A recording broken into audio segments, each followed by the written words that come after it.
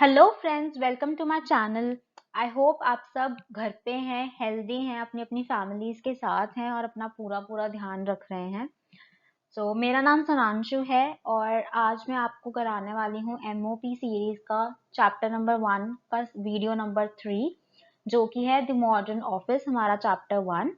तो इसके पहले के जो 2 पार्ट्स थे उनके लिंक आपको डिस्क्रिप्शन बॉक्स में मिल जाएंगे। अगर आपने नहीं देखे हैं तो आप पहले उन्हें देख सकते हैं और फिर आप पार्ट 3 को कंटिन्यू कर सकते हैं। ठीक है, तो चलिए स्टार्ट करते हैं। फ्रेंड्स, आज का हमारा सबसे पहला टॉपिक है factors affecting size of an office. ऐसे कौन कौन से फैक्टर्स हैं जो एक ऑफिस के साइज को अफेक्ट करते हैं। अब एक ऑफिस का साइज छोटा है, बड़ा है या कितना होना चाहिए, वो किसी फैक्टर्स पे ही डिसाइड करेंगे, राइट।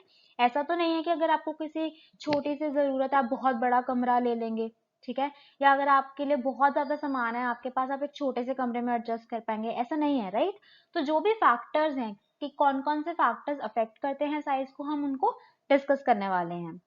तो सबसे पहले हमने यहाँ पे जो पॉइंट है वो ये है, determining the ideal size of an office is one of the most crucial decisions to be taken by the management of an organisation. अब जो आपके ऑफिस का साइज है वो कितना होना चाहिए, वो एक बहुत ही ज्यादा इंपॉर्टेंट और क्रूशियल डिसीजन है जो कि आपकी ऑर्गेनाइजेशन की मैनेजमेंट को लेना होता है। This is because office has to act as a nerve center, a linking pin for all other departments. अब ऐसा क्यों है कि जो ये रीजन क्यों है कि हमारा जो साइज है ऑफिस का वो बहुत ज्यादा मैटर करता है। वो इसलिए करता है क्योंकि जो ऑफिस होता है वो बाकी सभी डिपार्टमेंट्स के बीच में एक नर्व सेंटर है। नर्व सेंटर का क्या मतलब है, उससे ही सारी बाकी के जो डिपार्टमेंट्स हैं वो कनेक्टेड है। नर्व जो होती हैं आपके ब्रेन से रिलेट किया गया है कि आपके पूरी बॉडी में नर्व्स फैली हुई हैं।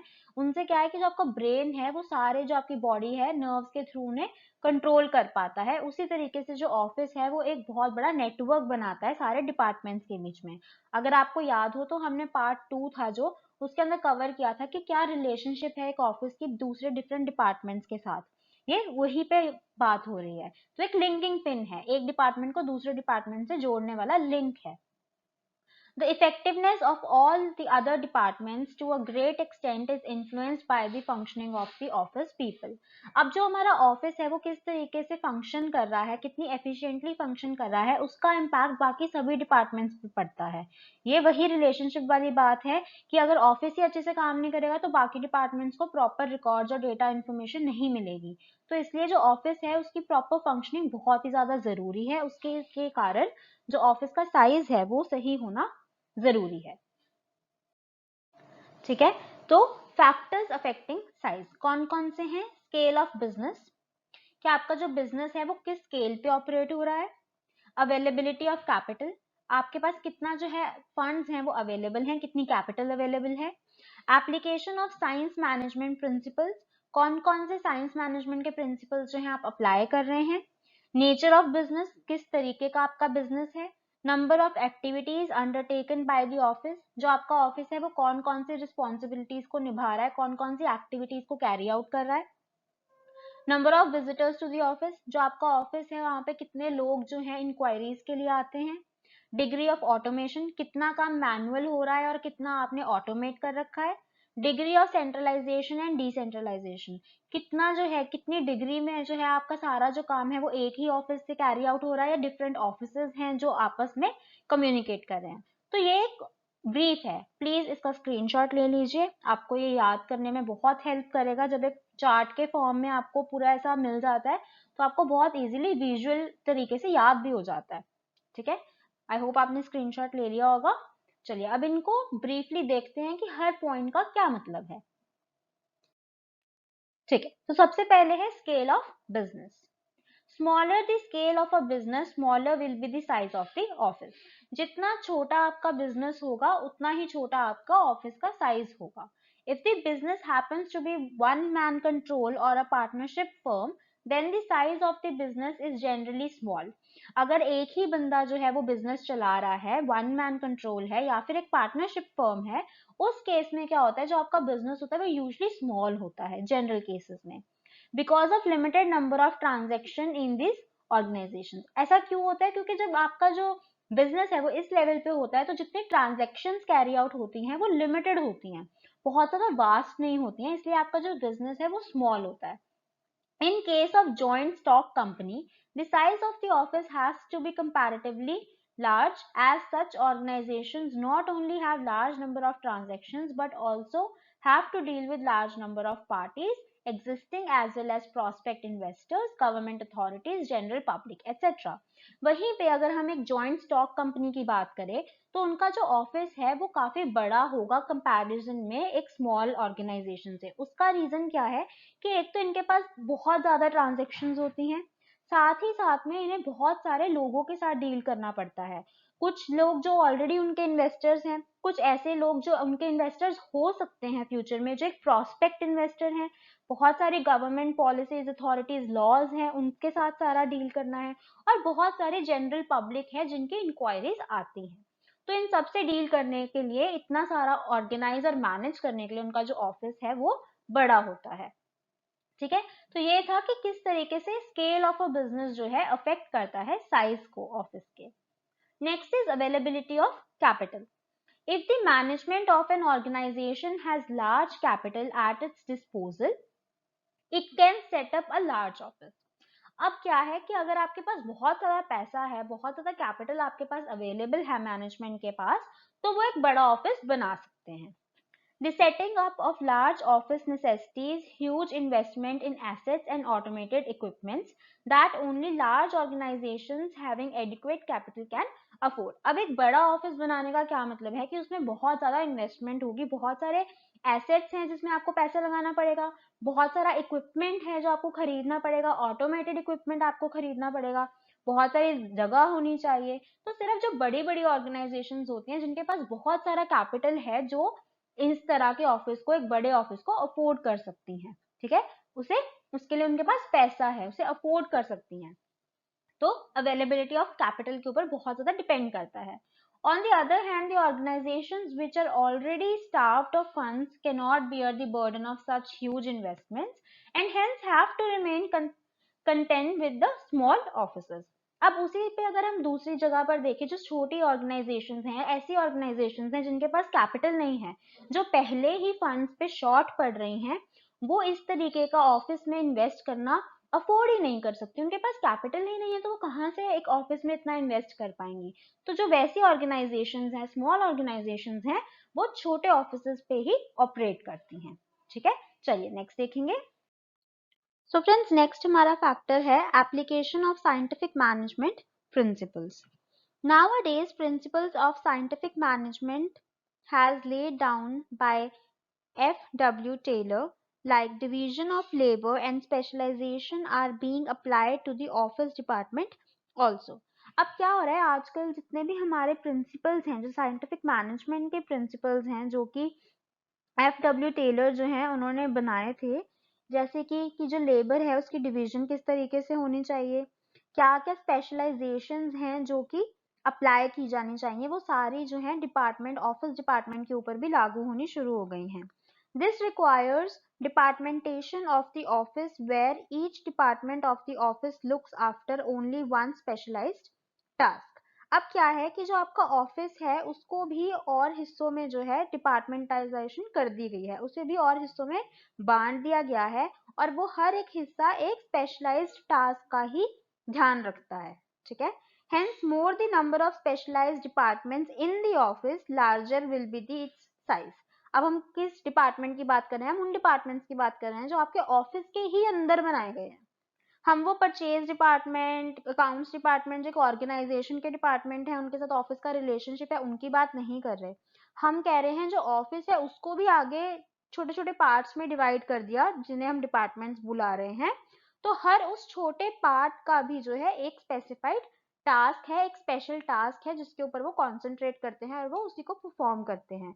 तो अब क्या होता है कि जब आप छोटे पार्ट्स में एक ऑफिस को तोड़ देते हैं, तो अब ऐसा नहीं है कि पूरा ऑफिस सब कुछ संभाल रहा है, कुछ लोग कुछ संभाल रहे हैं, कुछ लोग कोई एक स्पेशल टास्क निभा रहे हैं. तो उससे क्या हुआ, जो आपका ऑफिस है उसका साइज बहुत ज्यादा जो है इम्पैक्ट होता है. जितने ज्यादा आपके छोटे छोटे पार्ट्स होंगे उस ऑफिस के, जितने आपके डिपार्टमेंट्स होंगे उसी ऑफिस के अंदर, उतना ही आपका जो साइज है वो बड़ा होता चला जाएगा ऑफिस का. ठीक है, चलिए नेक्स्ट देखेंगे, nature of the business. Based on its nature, a business can be either a trading business, that is engaged in buying or selling, or a manufacturing business. अब जो नेचर है बिजनेस का, दो तरीके के होते हैं। या तो वो ट्रेडिंग बिजनेस होता है जो कि बाइंग और सेलिंग, जो हमारे सारे शेयर्स हैं, स्टॉक्स हैं, उनके अंदर डील करता है, या फिर वो एक मैन्युफैक्चरिंग बिजनेस होता है, ठीक है, जिसका एक प्रोडक्शन हाउस होता है, that is having production also as one of its operations apart from buying and selling। ठीक है, क्योंकि वो बाइंग एंड सेलिंग तो करते ही हैं रॉ मटेरियल के और फिनिश प्रोडक्ट्स की, पर उसके साथ साथ प्रोडक्शन डिपार्टमेंट भी होता है, वो रॉ मटेरियल से फिनिश प्रोडक्ट भी बनाते हैं। Generally, an organization which is into trading business has a larger size of the office as compared to the one into a manufacturing business। अब जो हमारा ट्रेडिंग बिजनेस होता है ऑर्गेनाइजेशन का, यूजुअली जो उसका ऑफिस होता है वो बड़ा होता है कंपैरेटिवली एक मैन्युफैक्चरिंग बिजनेस का। Service organizations like banks, insurance companies, warehousing, transport companies, etc. maintain still larger offices because of paperwork involved in such organizations। और अगर हम बाकी organizations की बात करें, जैसे कि banks हैं, insurance companies हैं, warehousing है जहाँ पे सारे चीजें रखी जाती हैं, स्टोर की जाती हैं, या ट्रांसपोर्ट कंपनीज हैं, इनके जो ऑफिसेज होते हैं वो भी बड़े होते हैं। उनका रीजन ये होता है कि उनके पास बहुत सारा पेपर वर्क होता है जो उन्हें हैंडल करना होता है उनकी ऑर्गेनाइजेशंस में, तो ऑफिस जो है नेचुरली बड़ा रखना पड़ता है। ठीक है, चलिए। सो फ्रेंड्स, नेक्स्ट हमारे पास जो फैक्टर है जो साइज ऑफ एन ऑफिस को इफेक्ट करता है वो है number of activities undertaken by the office. मतलब जो हमारा ऑफिस है वो जितनी नंबर ऑफ एक्टिविटीज परफॉर्म करता है या उसके लिए रिस्पॉन्सिबल है, उतना ही उसका जो साइज है वो इफेक्ट होता है। ठीक है, जैसे कि greater the number of activities undertaken by the office, larger will be it's size. जितनी ज्यादा एक्टिविटीज होंगी, जितनी ज्यादा रिस्पॉन्सिबिलिटीज होंगी एक ऑफिस की, उतना ही उसका साइज भी बड़ा होता जाएगा। Modern offices nowadays have to render number of professional services such as internal audit, income tax consultancy, etc. जो आजकल के हमारे मॉडर्न ऑफिसेज हैं उनको बहुत सारे जो रिस्पॉन्सिबिलिटीज हैं या बहुत सारी एक्टिविटीज परफॉर्म करनी होती हैं, उन्हें बहुत सारे प्रोफेशनल सर्विसेज का ध्यान रखना पड़ता है, जैसे कि इंटरनल ऑडिट्स हो गए, टाइम से टाइम वो करने पड़ते हैं, इनकम टैक्स हो गई, कंसल्टेंसीज हो गई, तो बहुत सारी रिस्पॉन्सिबिलिटीज होती हैं जिसकी वजह से जो ऑफिस का साइज है वो बड़ा होता जाता है। Hence, more the number of activities, greater will be the size of the office। तो जितनी ज्यादा एक्टिविटीज उतना बड़ा ऑफिस का साइज। नेक्स्ट देखेंगे, नेक्स्ट है degree of automation. Greater the degree of automation, smaller will be the size of the office. अब automation में क्या है, जितनी ज्यादा ऑटोमेशन होगी उतना ऑफिस का साइज छोटा होगा। ऐसा क्यों? क्योंकि जितना ऑटोमेटिक होगा मतलब मशीन के थ्रू जो आपका काम है वो जितना ज्यादा होता जाएगा, आपको लोग उतने कम जरूरत पड़ेगी। जितने कम लोग होंगे उतना ही उनका इंफ्रास्ट्रक्चर उनका जो है कम होगा, इस वजह से जो साइज है वो छोटा हो जाएगा। This is because the modern automated appliances can do the work which is normally done by many employees. Hence, if the office is making use of latest mechanized appliances like computers, fax machines, internet, etc., the size of the office tends to be small. On the other hand, if the office is mainly dependent upon the manual work, the size of the office should be large, as separate working place has to be provided for each staff member of the office। वहीं पे अगर आपका जो office है वो छोटा होगा, ठीक है, तो वहां पे जो ऑटोमेशन है वो ज्यादा होगी। बट अगर आपका जो ऑफिस है उसके अंदर आपने ऑटोमेशन नहीं कर रखी, आप कंप्यूटर्स, इंटरनेट, इन सब चीजों का इस्तेमाल नहीं करते और सारा काम जो लोग हैं वो अपने हाथों से काम करते हैं, उसके लिए आपको बहुत सारे लोग एम्प्लॉय करना पड़ेंगे, और जितने ज्यादा लोग आपको एम्प्लॉय करेंगे उतना ही आपको उनको बैठने की जगह देनी पड़ेगी, राइट। जितने लोग होंगे उतना ही इंफ्रास्ट्रक्चर चाहिए होगा, जिसकी वजह से ऑफिस का साइज बड़ा हो जाएगा। चलिए आगे देखेंगे। नेक्स्ट हमारे पास आता है degree of centralisation and decentralisation. If the organization is having one centralized office, that is, there is only one office dealing with all the departments of the organization, the size of the office must be large। अगर अब आपका जो सारी की सारी organisation है उसका सारा करता धरता एक ही ऑफिस है, तो वो ऑफिस बड़ा होगा, क्योंकि उसे बहुत सारे डिपार्टमेंट्स के साथ, बहुत सारे डेटा के साथ, बहुत सारी चीजों के साथ डील करना पड़ेगा। On the other hand, if each department or division of the organization has its own separate or independent office, then the size of each of these offices tend to be small. वहीं पे अगर आपके organisation में multiple offices हैं या हर department के पास उसका ही एक अलग से ऑफिस है, तो वो ऑफिसेज छोटे होंगे क्योंकि वो एक छोटे यूनिट के अंदर काम कर रहे होंगे। Next is number of visitors to the office, कितने लोग विजिट करते हैं उस पर डिपेंड करता है। Modern organisations view office as a means of treating favourable image of the organisation in the minds of general public. अब जो मॉडर्न ऑर्गेनाइजेशंस हैं उनके लिए ऑफिस एक बहुत अच्छी इमेज क्रिएट करने का काम करता है लोगों के दिमाग के अंदर। Hence, management tries to impress the visitors with the size and getup of the office. तो क्या होता है कि जो भी आपके विजिटर्स आपके ऑर्गेनाइजेशन में आते हैं वो सबसे पहले क्या देखते हैं, वो आपका ऑफिस देखते हैं। तो होता है ना, first impression is the last impression. तो जो ऑफिसेज हैं, जो ऑर्गेनाइजेशंस हैं, वो ट्राई करती हैं कि जो उनका ऑफिस है वो काफी अच्छा और वेल मेंटेन्ड हो, ताकि जो भी विजिटर आए या जो भी उनके पास कस्टमर, पोटेंशियल इन्वेस्टर्स या कोई भी आए, वो इम्प्रेस हो सके उस ऑफिस से। Therefore, if number of visitors to the office is more, large will be the size of the office with well planned layouts. तो जितने ज्यादा विजिटर्स जो है आपके ऑफिस में आते होंगे उसी हिसाब से ऑफिस का साइज जो है बनाया जाएगा। जितने ज्यादा विजिटर्स होंगे उतना बड़ा ऑफिस बनाया जाएगा और बहुत अच्छे से वेल प्लान्ड लेआउट्स होंगे, अच्छे से डिजाइनर से उनके इंटीरियर्स कराए जाते हैं मेंटेन करने के लिए, तो वो सारी चीजें होंगी। चलिए आगे देखेंगे। सो फ्रेंड्स, वो हमारा जो टॉपिक है वो खत्म हो गया है। अब हम चलेंगे अपने नेक्स्ट टॉपिक के ऊपर, जो कि है recent trends in office practices. अब जो हमारी ऑफिस प्रैक्टिसेस हैं उनमें क्या नए ट्रेंड्स हैं, क्या नया चलन है। मैकेनाइजेशन एंड कंप्यूटराइजेशन, हर चीज को जो है ऑटोमेशन पे लगाने की कोशिश की जा रही है और हर चीज को जो है ट्रेडिशनल मेथड से डिजिटलाइज करने की कोशिश की जा रही है। पेपरलेस ऑफिसेस, वही चीज कि जितना भी पेपर वर्क है, जो ट्रेडिशनल काम हो रहे थे, अब वो सारा जो डेटा है, सारा जो काम है वो कंप्यूटर्स पे ऑनलाइन जो है शिफ्ट किया जा रहा है। मोबाइल ऑफिसेस, जो आपके ऑफिसेज हैं वो फिक्स्ड ना होके उन्हें मोबाइल किया जा रहा है, मतलब कि वो स्टेशनरी नहीं है, वो मूवेबल हैं। इंफॉर्मेशन टेक्नोलॉजी, उन्हें एक इंफॉर्मेशन टेक्नोलॉजी की तरह जो है यूज किया जा रहा है। Increasing importance of office management, साथ ही साथ जो ऑफिस मैनेजमेंट है उसको काफी ज्यादा जो है इम्पोर्टेंस दी जा रही है। अब इन सब के बारे में एक एक करके बात करते हैं। चलिए, तो सबसे पहले है mechanisation and computerisation. With the advancement in technology, manual labor is replaced by machines. जैसे जैसे हमारी टेक्नोलॉजी में एडवांसमेंट हो रही है, हमारी टेक्नोलॉजी में वाधा हो रहा है, उससे क्या हो रहा है, जितना भी हमारा लेबर वर्क था, मैनुअल वर्क था, जिसके लिए लोग चाहिए थे, अब वो जो काम है वो मशीनों से करवाया जा रहा है। Clerical and calculating work are now done by computers at amazingly high speed.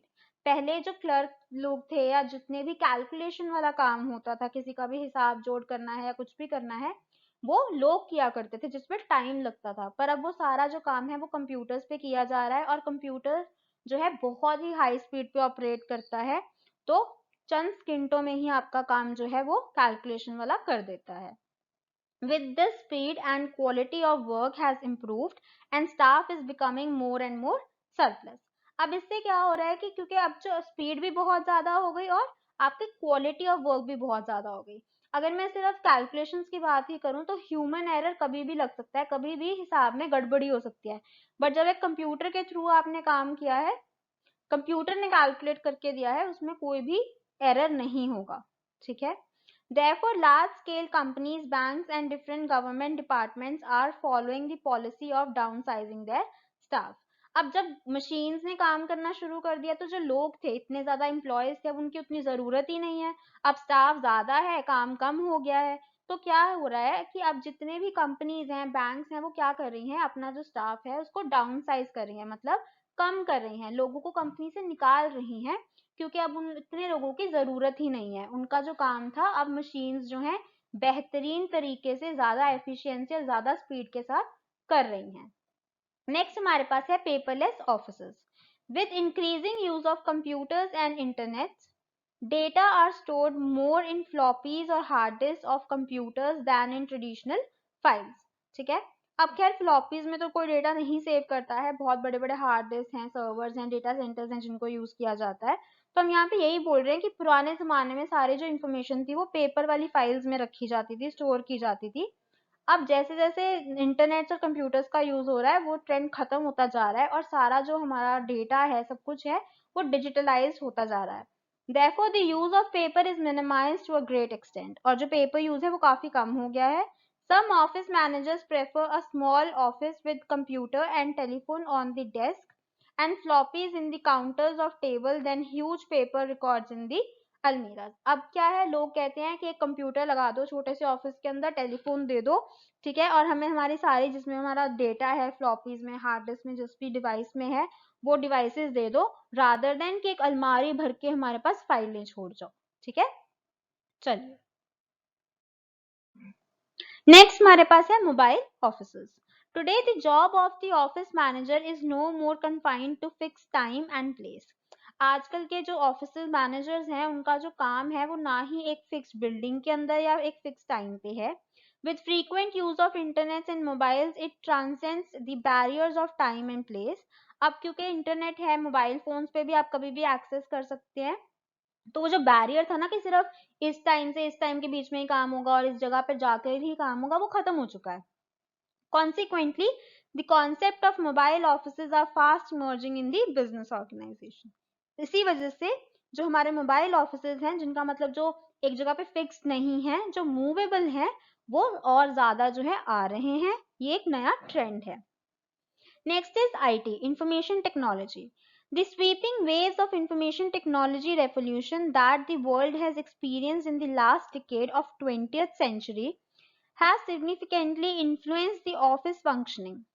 जो हमारी इंफॉर्मेशन टेक्नोलॉजी है, वो जिस तरीके से रेवोल्यूनाइज हो जा रही है, उसमें रेवोल्यूशन आ रहा है, उससे क्या हो रहा है कि जितने भी हमारे ऑफिसेज हैं, वो बहुत ज्यादा इन्फ्लुएंस हो रहे हैं और अपनी फंक्शनिंग को इवॉल्व कर रहे हैं.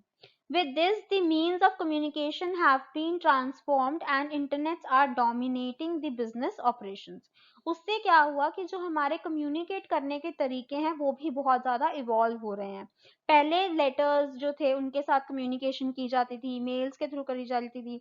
अब आजकल के ज़माने में इंटरनेट ने हमें इतना ईजी बना दिया है कि हम ईमेल सेंड करते हैं, ठीक है, और अभी देखिए कि इंटरनेट की वजह से जूम मीटिंग्स हो रही हैं, जो आप सब लोग देखते हैं, तो बहुत ज़्यादा जो है मॉडर्नाइजेशन आया है. Now traditional post system is replaced by fax and emails. वही चीज कि पहले मेल्स किया करते थे, लेटर्स भेजते थे, अब ईमेल्स करते हैं, हमारा काम हो जाता है. Increasing importance of office management. The area of office management, which was since neglected and cornered in traditional business setup, is assuming added importance in these days. जो हमारा पहले ऑफिस मैनेजमेंट का कॉन्सेप्ट था, जिसे बहुत ही ज्यादा निग्लेक्ट कर दिया जाता था पुराने बिजनेस सेटअप के अंदर, अब ऐसा नहीं है. उस एरिया को भी बहुत ज्यादा महत्वता दी जाने लगी है. Today, heavy rents are paid to locate the office at posh locality of the town, and huge investments are made in furniture and fittings to give it an aesthetic touch. अब जो है एक बहुत ही अच्छी जगह पे, लोकेलिटी पे, post locality बोलते हैं हम जिसे, वहां पे ऑफिस सेटअप करने की कोशिश की जाती है. उसमें बहुत ज्यादा पैसा लगाया जाता है उनके इंफ्रास्ट्रक्चर पे, फर्नीचर पे, लेआउट्स पे, फिटिंग्स पे. जैसे मैंने आपको पहले बताया, first impression is the last impression. तो उस हिसाब से बहुत अच्छा जो है ऑफिस को मैनेज करने की बात की जाती है, ट्राई की जाती है. Qualified professional managers are employed to supervise various office routines and procedures. Office में अटेंड करने के लिए बहुत ही ज्यादा प्रोफेशनल मैनेजर्स को जो है हायर किया जाता है, जिन्हें बहुत ज्यादा स्किल सेट होता है, ताकि जो हमारा ऑफिस है उसकी एक स्मूथ वर्किंग हो सके और उसके जो सारे रूटीन के प्रोसीजर्स हैं, वो अच्छे से सुपरवाइजर कैरी आउट हो सके. ठीक है, चलिए. सो फ्रेंड्स, ये था हमारा लास्ट पार्ट चैप्टर 1 का. अब आपका जो चैप्टर 1 है एमओपी का, द मॉडर्न ऑफिस, वो पूरे तरीके से कंप्लीट हो चुका है. 3 वीडियोस डाली हैं मैंने, पार्ट 1, पार्ट 2, पार्ट 3, जो सीक्वेंस में है. तीनों का जो है आपको डिस्क्रिप्शन में लिंक मिल जाएगा, प्लेलिस्ट का आपको लिंक मिल जाएगा. तो सारी की सारी जो वीडियोस हैं आप देख लीजिए. और मैं एक चीज सबसे पहले आप लोगों को बताना चाहूंगी, क्योंकि आपने +1 में अभी स्टार्ट किया है. तो पहली चीज तो ये है कि एमओपी एक ऐसा सब्जेक्ट है जो कि बहुत ज़्यादा स्कोरिंग है. बहुत से बच्चों को अकाउंट्स में, इकोनॉमिक्स में, चलो इकोनॉमिक्स तो आपके पास नहीं होगी, अगर होगी तो एडिशनल होगी एमओपी के साथ, बट अकाउंट्स के अंदर, बिजनेस स्टडीज के अंदर बहुत ज़्यादा प्रॉब्लम आती है, बहुत ज़्यादा स्कोर करने में दिक्कत आती है. तो एमओपी आपको बहुत ज़्यादा जो है हेल्प करेगा, बहुत ज़्यादा स्कोरिंग सब्जेक्ट है। इसमें आपको कुछ बाद में प्रैक्टिस नहीं करना पड़ता। एक बार आपने चैप्टर पढ़ लिया, एक बार आपने वीडियोस देख ली, दैट्स इट, डन। ठीक है, आप उस अगर आपको समझ आ गया चैप्टर, आप लिख के आ सकते हैं। आपको इसके लिए कुछ भी प्रैक्टिस नहीं करनी, कोई न्यूमेरिकल सॉल्व नहीं करने। तो इस सब्जेक्ट को छोड़िए मत। जैसे जैसे अभी आपके पास आपकी क्लास स्टार्ट हुई है, तो आपके पास प्रेशर कम है, आपके पास टाइम है। ठीक है, आप लोग अभी स्कूल भी नहीं जा रहे हैं, घर से आपको पढ़ना है, तो आप इस सब्जेक्ट को थोड़ा टाइम दीजिए। एक बार वीडियो सुन लीजिए, एक बार चैप्टर को समझ लीजिए, ताकि क्या होगा कि जब आपको बाद में आपके पास प्रेशर आ जाएगा ना अकाउंट्स का, कि आपको बहुत टाइम देना पड़ेगा उस सब्जेक्ट को, प्रैक्टिस करनी पड़ेगी ताकि आपके मार्क्स आए, तो आप जो एमओपी का सब्जेक्ट है, क्योंकि ये थ्योरेटिकल है, आप इसे निग्लेक्ट करना शुरू कर देंगे। और फिर एंड में क्या होगा, आपके पास इतनी सारी थ्योरी हो जाएगी कि आपको समझ नहीं आएगा कि कहाँ से पढ़े। तो स्टार्टिंग में ही इसका फ्लो बना के चलिए। जैसे ही आपको आपके टीचर जो है वो चैप्टर देते हैं कि आपको इस चैप्टर में से ये पार्ट जो है प्रिपेयर करना है, आप उसी टाइम पे जो है आइए, वीडियो देखिए और वो पार्ट अपना कंप्लीट करके रख लीजिए। अगर आपको एक बार चैप्टर समझ आ जाएगा, आपको बाद में पूरा साल दिक्कत नहीं आएगी। आपको जब भी कुछ भी रिवाइज करना होगा, आप इजीली आप एक बार बुक खोल के उसको देखेंगे, आपको सब याद आ जाएगा। ठीक है, तो इस चैप्टर को थ्योरेटिकल समझ के, इस पूरे के पूरे कोर्स को, एमओपी को थ्योरेटिकल समझ के छोड़ना मत। स्टार्टिंग में ही इसके ऊपर ग्रिप बना लो कि कहीं से भी मार्क्स कम आ जाए, एमओपी में से मार्क्स नहीं कटने चाहिए, आपकी परसेंटेज यही सब्जेक्ट बचाएगा। ठीक है, और अगर आपको कोई भी डाउट है, मैंने सब्जेक्ट्स किस तरीके से सिलेक्ट करने हैं उसका भी वीडियो बनाया था, उसका भी लिंक मैं डिस्क्रिप्शन बॉक्स में दे दूंगी। ठीक है, और अगर उसको भी लेके आपको कोई डाउट है या किसी भी चीज को लेके आपको डाउट है, आप मुझे कमेंट सेक्शन में बता दीजिएगा। मैं जरूर अपनी पूरी एबिलिटी के साथ आपको हेल्प करने की कोशिश करूंगी। And if you like this video, please like, share, comment, subscribe कर लीजिए अगर अभी तक आपने नहीं किया है, और बेल आइकन प्रेस कर लीजिए। Thank you, till next time, bye bye.